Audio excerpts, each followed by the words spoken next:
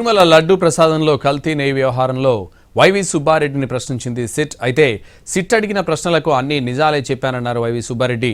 అప్పన్న తన పిఏ కాదని దుష్ప్రచారాలు ఆపాలని సూచించారు. ఆయన వ్యాఖ్యలకు మంత్రి బాల వీరాంజనేయ స్వామి కౌంటర్ ఇచ్చారు. తన మీద వచ్చిన అవినీతి ఆరోపణలను పక్కదోవ పట్టించేందుకు మాజీ టీటీడీ చైర్మన్ మాట్లాడుతున్నారని ఎద్దేవా చేశారు. తిరుమలలో దేవుడు ముందు చేసిన తప్పులకు ఆయన తప్పనిసరిగా బాధ్యత వహించాలన్నారు. Tirupati laddu investigation team SIT వాళ్ళు ఎంక్వైరీకి సంబంధించి వివిధ విషయాలు వాళ్ళు నన్ను క్లారిఫికేషన్స్ అడిగారు. వాళ్ళు అడిగిన వాటి అన్నిటికి కూడా నేను ఉన్నట్టు నాకు తెలిసిన మేరకు అన్ని వాస్తవాలు చెప్పడం జరిగింది. మళ్ళా అవసరమైతే ఇన్వెస్టిగేషన్కి నేను అన్ని విధాలా కోఆపరేట్ చేస్తానని చెప్పడం జరిగింది.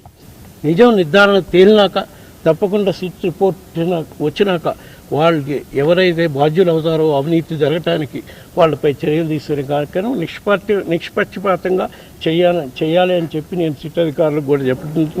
టీటీడీ చైర్మన్గా ఉండి తన పిఏ అకౌంట్లోకి కోట్లాది రూపాయలు వచ్చినాయి. ఎందుకు వచ్చినాయి, ఎలా వచ్చినాయి అని అంటే ఏదో చేస్తే నాకు ఎవరో సాయం చేశారో తీసుకున్నారనే విధంగా మాట్లాడుతున్నారు. వారు చెప్పిన దాని ప్రకారం సిట్ విచారణ జరిపింది. కానీ టీటీడీ చైర్మన్గా చేసిన వ్యక్తి ఒక దేవుడి మీద నమ్మకం, విశ్వాసం ఉండాలి. ధర్మకర్తల మండలిగా ఉన్నప్పుడు ఒక ధర్మకర్తల మండలి అధ్యక్షుడిగా నువ్వు ఏదైనా తప్పుంటే చేయాలి. చాలా ట్రాన్స్పరెంట్గా 14 నుంచి 19 మధ్యలో టీటీడీ బోర్డు 2 సార్లు ఉన్నాయి. ఒక బోర్డులో నేను కూడా ఉన్నాను 2 ఇయర్స్. చాలా నిజాయితీగా ఎక్కడ ఎటువంటి ఆరోపణలు లేకుండా చక్కగా జరిగింది బోర్డు. ఎప్పుడు కూడాను మీరు వచ్చిన తర్వాత మీ అనుయాయులు లబ్ధి చేకూర్చారు. సిట్లో కూడా వరుసగా చక్కంతా కూడా చైన్ లింక్ అంతా కూడా మీ చుట్టూ ఎదురుగుతూ ఉంది. తప్పు ఉంటే వాస్తవాన్ని అంగీకరించండి.